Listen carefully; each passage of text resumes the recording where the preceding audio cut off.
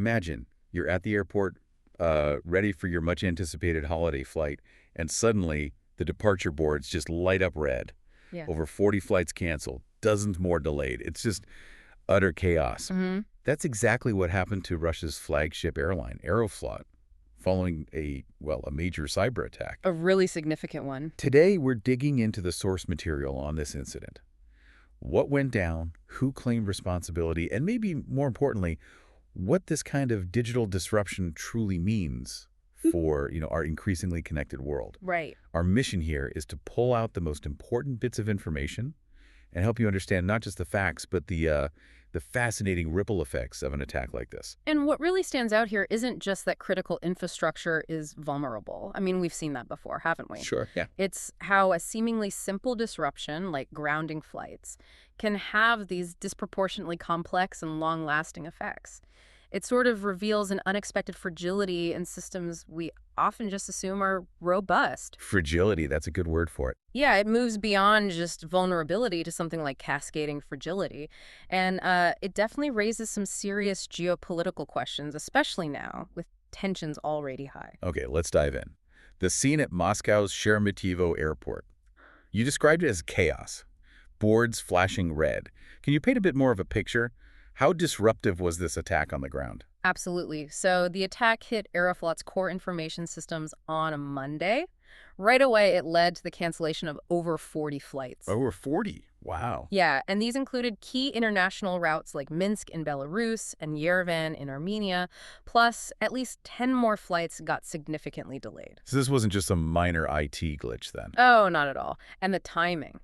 It hit during peak holiday travel. So you had widespread disruption for passengers trying to fly both domestically and internationally. It was a mess. And did we get confirmation it was a hack? We did. The Prosecutor General's office confirmed it was unauthorized hacker access that caused the failure in Aeroflot's digital infrastructure. And that infrastructure, it's everything, right? Booking, flights? Yeah, pretty much everything. It's essentially their entire operational nervous system.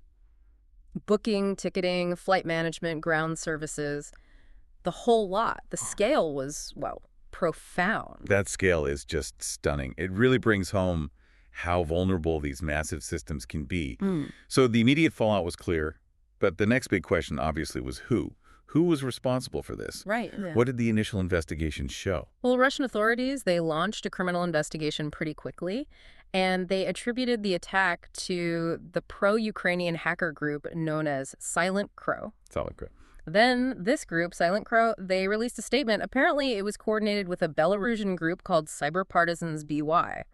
And this statement explicitly linked the attack to Russia's ongoing war in Ukraine. Their message was circulating on encrypted channels, saying things like, "Glory to Ukraine, long live Belarus." Okay, but you said purportedly. How solid is that claim? Is it verified? Well, that's the crucial point, isn't it? The authenticity of that statement remains unverified. And Ukraine itself hasn't issued any official comment on the incident at all. That unverified aspect is key. In this world of cyber attribution, how often do we see these quick claims?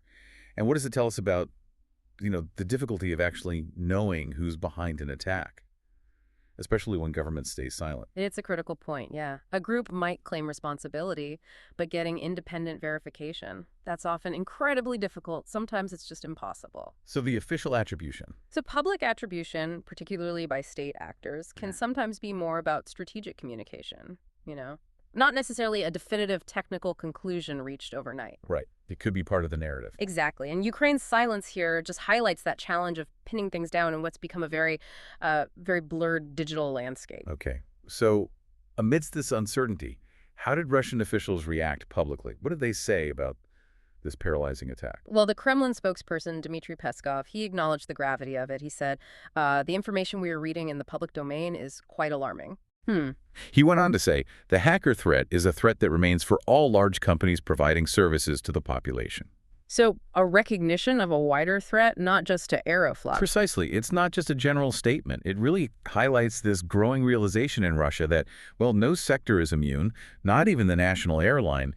It suggests they're on a heightened state of alert for their critical infrastructure now. And was that the only reaction? No. Adding to that, a Russian lawmaker, Anton Gorelkin, he contextualized it even further. He actually labeled it a digital front in the larger geopolitical conflict. A digital front. That's strong language. It is. He emphasized, we must not forget that the war against our country is being waged on all fronts, including the digital one.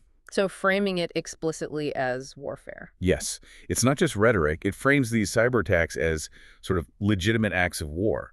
Disrupting an airline or a bank or a power grid becomes a strategic move. It's about exerting pressure, causing chaos, but without using traditional military force.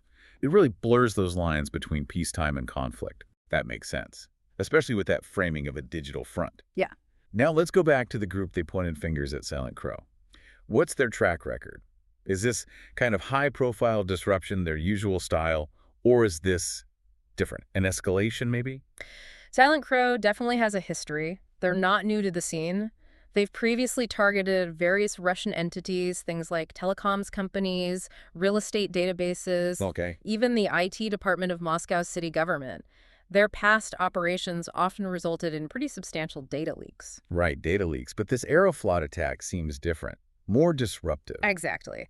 This incident, with its direct impact on actually stopping flights, it does seem to mark a bit of a shift, maybe towards pure disruption as the main goal, which lines up perfectly with that digital front idea we just talked about. So it fits a pattern, but potentially escalates the type of impact. That's a good way to put it. The impact is the escalation here. Okay, so let's pull back a bit.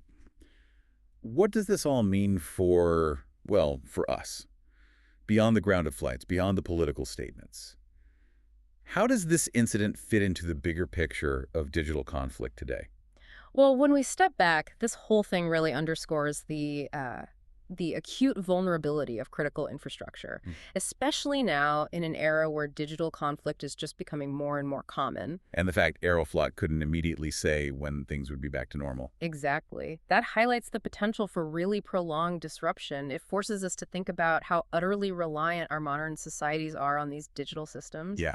And how just one single act of unauthorized access, maybe a targeted wiper attack, maybe a major data breach that affects system integrity, can create such widespread, tangible chaos that goes way beyond just leaking some data. It's not just theoretical anymore. Not at all. And this isn't just about aviation, is it? It's about the resilience of entire nations against this, well, this new form of digital warfare. So what we've really seen in digging into this is a clear example of how digital conflict isn't just some abstract idea. It has real-world consequences. It grounds planes. It disrupts people's lives. We've looked at the chaos at Aeroflot, the claims of responsibility, verified or not, by Silent Crow, and how Russian officials are framing this as a battle on a, quote, digital front.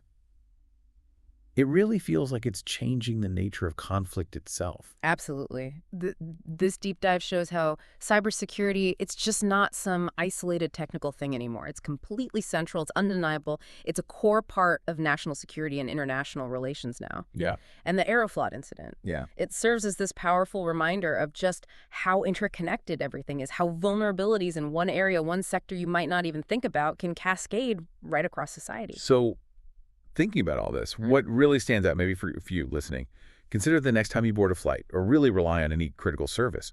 What does this Aeroflot cyber attack suggest about how conflict is evolving? And about that constant, maybe often silent battle being waged in the digital realm, even while we're just going about our daily lives? And maybe the deeper question is, what level of digital resilience should we actually realistically expect from the critical infrastructure that basically underpins our entire modern existence? A lot to think about there.